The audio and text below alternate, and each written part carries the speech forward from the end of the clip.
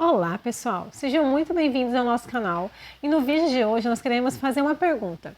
Por que você está tão abatido assim? É certo que nós temos muitas dificuldades, muitos problemas, alguns até a gente piora por causa dos nossos pensamentos, mas nós temos o entendimento que todos os seres humanos, desde a classe mais baixa até a classe mais alta em questão financeira, todos passam por problemas, por dificuldades. Mas nós que acreditamos em Deus, nós temos que ter esse discernimento, que nós estamos passando por necessidade sim, não negamos isso, mas nós temos a companhia dele. Nesses momentos nós precisamos encontrar as nossas forças em Deus. Acho que todo mundo, quando está passando por um momento difícil, entra num estado de negação, né? Não é isso, é só cansaço, é só desorientação momentânea aqui, que eu estou recalculando a rota e não sei o quê. Mas, na verdade, o que a gente precisa fazer é reconhecer o estado em que nós estamos, o momento que nós nos encontramos na nossa vida. E quem melhor para se conhecer do que você mesmo? Quem melhor para me conhecer do que eu mesma? Então, faça aí uma sondagem no seu coração e veja como ele está e vá buscando por que você está nesse abatimento, já que nós temos um Deus, conhecemos o seu poder, a sua força, sabemos que ele pode intervir em todas as coisas, mas é também importante que nós reconheçamos que a nossa vida enquanto ser humano aqui na Terra, ela vai passar por esses momentos de oscilação.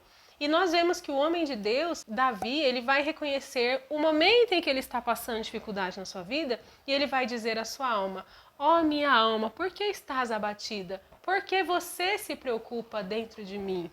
Ou seja, ele olhava para dentro de si, ele via aquilo que ele tinha, ele encontrou aquele momento que ele estava passando e ele faz esse questionamento. Por que você está abatida? Nós temos Deus e esse vídeo não é para te desmotivar a se encontrar no momento em que você está, mas sim para dizer, você tem Deus na sua vida e você, reconhecendo o momento que você está, você pode ir a Ele para Ele intervir na sua situação. E a gente pode até fazer a parte B desse versículo, né? Que ele fala bem assim: espere em Deus, pois ainda o louvarei.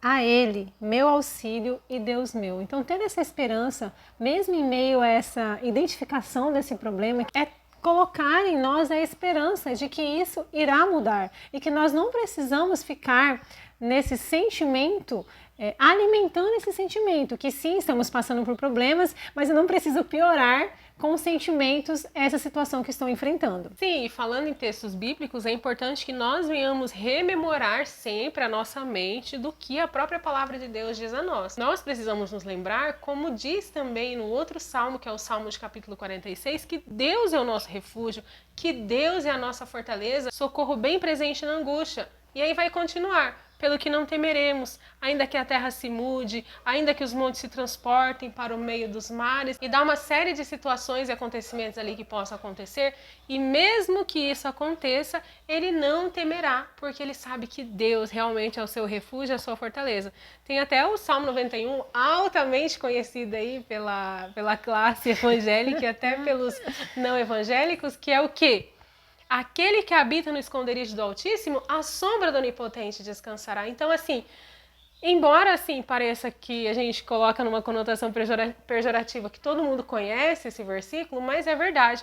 Você não precisa apenas conhecê-lo, mas você precisa dizer assim à sua alma: alma minha, descansa, não precisa estar assim. Reconhecemos o momento em que estamos e sabemos em quem estamos e que podemos descansar em Deus. Exatamente, até escolhendo o que você quer nutrir dentro de você. Você quer nutrir o desespero, a dor e a angústia para esse momento que está te trazendo? Ou você quer nutrir a esperança, a paz e o alívio de Deus, que é uma promessa e é algo factível, é algo que irá acontecer se você buscar a Ele. Então, quando a gente dedica um tempo em oração, meditar na palavra dele, em conversa com Deus, a gente começa a entender quais são as promessas de Deus para a nossa vida. E a gente começa a perceber que existem muitas, milhares de promessas, de bênçãos que são destinadas àqueles que estão na presença de Deus. Se a gente pode trazer um dos muitos versículos que provam isso que estou falando, eu trago aqui para vocês em Jeremias, no capítulo 29, no verso 11, que diz assim: porque sou eu que conheço os planos que tenho para vocês, diz o Senhor, planos de fazê-los prosperar e não de causar dano, planos de dar a vocês esperança e um futuro. Frente a esse versículo, né, que a Mônica acabou de ler, eu acho que assim, é conhecer a palavra de Deus e realmente crer no que a palavra de Deus está falando, porque não são palavras de homens que escreveram apenas por escrever, mas a Bíblia está repleta dos testemunhos de homens que venceram ao confiar em Deus. Então, assim, você precisa pegar a palavra de Deus, fazer um apanhado dela, não apenas das coisas que te agradam, mas que essas coisas possam te sustentar também no dia da dificuldade. Que isso que você busca na palavra de Deus seja também uma fonte de força, uma fonte de renovação, uma fonte onde Deus ele vai poder se revelar a você. E a Mônica citou, né, sobre nós escolhermos o que nós vamos alimentar dentro de nós. Então, outra coisa que você pode dizer a você e falar à sua alma, além de os versículos bíblicos, é você também expressar a Deus a gratidão. Eu escutei uma palavra assim, bastante pesada, e isso ficou na minha mente, que é o pastor ele fazia acompanhamento em regiões muito carentes da cidade dele, e ele testemunhando que às vezes ele chegava nas casas, as pessoas não tinham o alimento. Mas e como você dá graças a Deus, rende uma gratidão a Deus por este momento, que você está sem alimento sobre a sua mesa e com criança e tudo mais. Mas ele falou que as pessoas faziam um momento de gratidão a Deus pela esperança de que amanhã eles teriam. Ou seja, o momento de dificuldade, o momento em que nós convertemos o nosso olhar para crer, para confiar em Deus, sim, com certeza vai fazer com que nós sejamos fortalecidos para passar pelos momentos de dificuldade. Então, traga essa perspectiva de gratidão para a sua vida. Existe um versículo lá no livro de 1 a Tessalonicenses, o capítulo 5, o verso 18, que diz assim: em tudo dai graças, porque esta é a vontade de Deus em Cristo Jesus para convosco. Então, coloque isso na sua vida, escolha essa visão para você. Não é aquela visão do mundo de Poliana, mas é uma visão bíblica. Cristo realmente pode intervir na sua vida. E é também algo embasado pela psicologia, né? De que você está fortalecendo pensamentos positivos. Então você até mesmo ter o hábito de ter um caderninho da gratidão, né? Desde que a gente tanto bate aqui, para que a gente saia desse nosso... Tira esse nosso olhar para a situação crítica e você comece a perceber o que Deus está proporcionando para você naquele momento. A vida, a possibilidade de você ir atrás de algo que você está precisando, que nesse momento você não tem.